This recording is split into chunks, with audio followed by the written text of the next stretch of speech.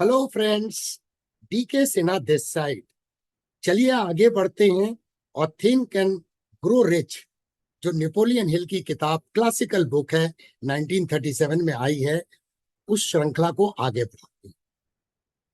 इस वीडियो में हम उनके चैप्टर 11 के बारे में चर्चा करेंगे, जिसमें उन्होंने एक्सप्लेन किया है the mystery of sex transmutation.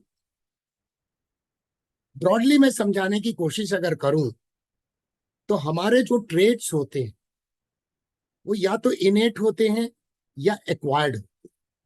इनेट से तात्पर्य है कि कुछ ट्रेड्स जो हैं इनबॉर्न ट्रेड, और उसमें सेक्स जो है वो एक इनबॉर्न ट्रेड। तो कैसे ये ट्रांसम्यूट करके हमें सफलता प्राप्त करने में मदद करता है, तो इस टॉपिक के ऊपर में आज चर्चा करेंगे।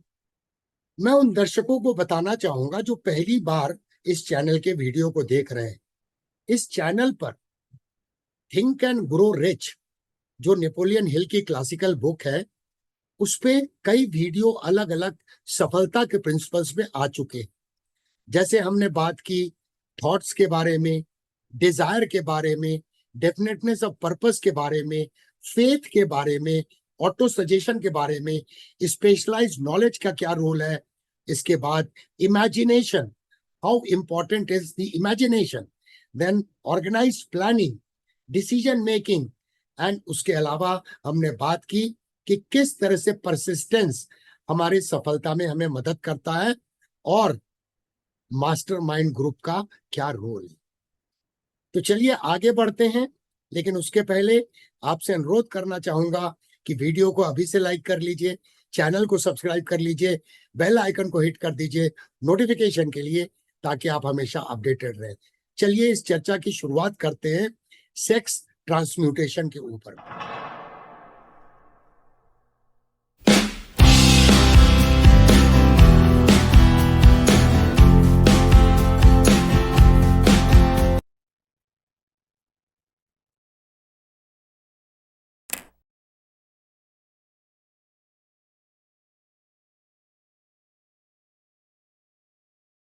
सबसे पहले इस वर्ड को समझने की कोशिश करते हैं, सेक्स ट्रांसम्यूटेशन।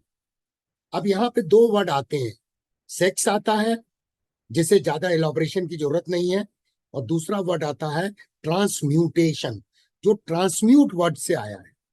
अगर सिंपल भाषा में मैं एक्सप्लेन करने की कोशिश करूं तो सेक्स एक एनर्जी है, एक फॉर्म ऑफ एनर्जी है। उस एनर्जी के फॉर्म को दूसरे फॉर्म में कन्वर्ट कर, जैसे हम सभी जानते हैं वाटर एक एनर्जी है जिसे हाइड्रो पावर में कन्वर्ट किया जाता है, विंड एनर्जी है जिसे हम इलेक्ट्रिसिटी में कन्वर्ट करते हैं, सोलर भी एक प्रकार की एनर्जी है, उसे हम इलेक्ट्रिसिटी में कन्वर्ट करते हैं। यही नेपोलियन हिल ने बोला है, सेक्स भी एक एनर्जी है जो हमारी इनबॉर्न कैपेसिटी है, या उसे हम इनेट कैपेसिटी बोल सकते हैं।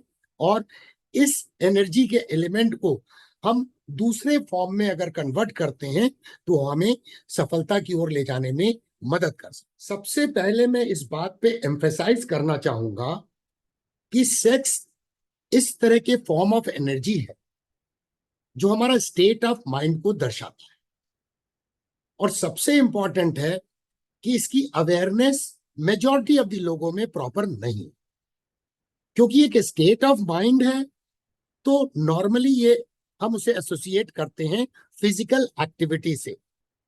इमोशन जो सेक्स के कारण हमें आते हैं, उसकी थ्री डिस्टिंक्ट पॉसिबिलिटी है, जो कंस्ट्रक्टिव पॉसिबिलिटीज हो सकती है beyond physical. Number one, man kind को कंटिन्यू करने की बात करें तो continuity of the man kind. Number two, maintenance of health, ये एक बहुत अच्छी थेरेपी है जिसका कोई इक्वल नहीं।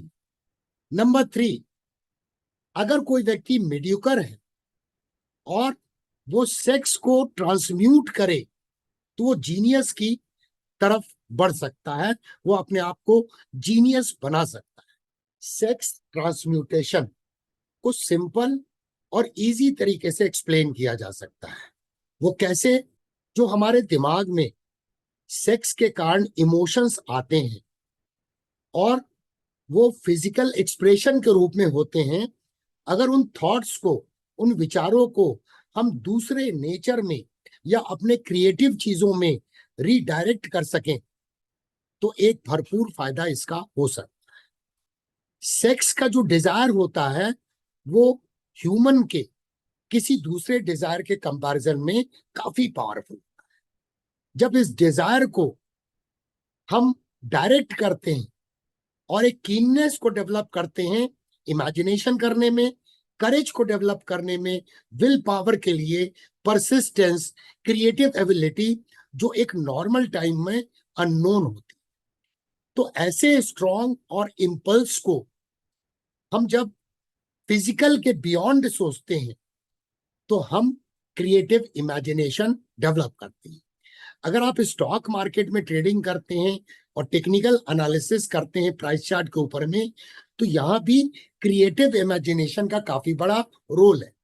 एक तो हम जो नॉलेज प्राप्त करते हैं तो उन्हें सिंथेसाइज करके हम नॉर्मल एनालिसिस करते हैं, लेकिन भविष्य में क्या प्राइस एक्शन हो सकते हैं इनको हम क्रिएटिव इमेजिनेशन के अनुसार ही चार्ट के ऊपर में देख सकते हैं कि क्या भविष्य में पॉसिबिलिटी हो सकती है, और वो हमें एक हाई प्रोबेबिलिटी ट्रेड के रूप में ट्रेडिंग स्ट्रेटजी बनाने का मौका देता है। इस बात को क्लैरिफाई करना अत्यंत आवश्यक है, जो नेपोलियन हिल ने अपनी book think and grow rich में उसे क्लैरिफाई भी किया है।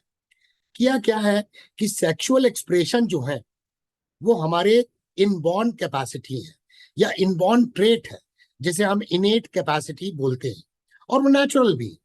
और इसीलिए उनका कहना है the desire can not and should not be eliminated. It can not be eliminated, but उसे आउटलेट की आवश्यकता है।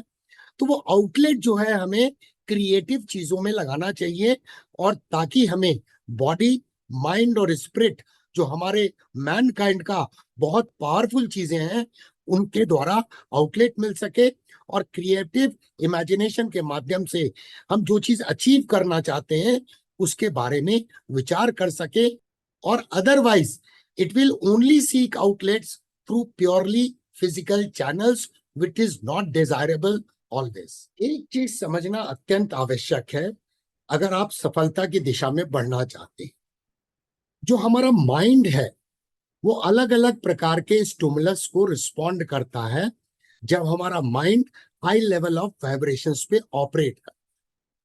उसी को तो हम बोलते हैं enthusiasm, creative imagination, intense desire और बर्निंग डिजायर। और वो कौन से स्टिमुलस है या स्टिमुलाई है जो हमारे माइंड को फ्रीली रिस्पॉन्ड करने में मजबूर करते हैं? Number 1, desire for sex expression, love, a burning desire for fame, power, financial gain, money, music, friendship between either those of the same sex or opposite sex, mastermind alliance, mutual suffering. जब जो व्यक्ति एक ही type की दिक्कतों में होते हैं तो उनमें अच्छी दोस्ती होती है। ऑटो सजेशन, फियर, जो डर होता है हमारा, नार्कोटिक्स एंड अल्कोहल। एक रिसर्च के अनुसार ये प्रूवन चीज है कि जो हमारा सिक्स्थ सेंस है वो और कुछ नहीं, क्रिएटिव इमेजिनेशन। जब हम सेक्स एनर्जी को ट्रांसम्यूट करते हैं और उसे रीडायरेक्ट करते हैं क्रिएटिव इमेजिनेशन के लिए, तब हम जीनियस बनने के अपने ख्वाब को फुलफिल करते हैं। लेकिन सबसे बड़ी दिक्कत क्या है कि रिसर्च ये भी बोलता है कि बहुत कम लोग हैं जो इस क्रिएटिव इमेजिनेशन का इस्तेमाल कर पाते हैं। बहुत कम लोग हैं, और अगर वो कभी कर भी पाते हैं तो एक्सीडेंटली होता है। लेकिन अगर हम कॉन्शियस लेवल पे क्रिएटिव इमेजिनेशन का इस्तेमाल करें तो हम जीनियस की तरह एक्ट करने लगते हैं।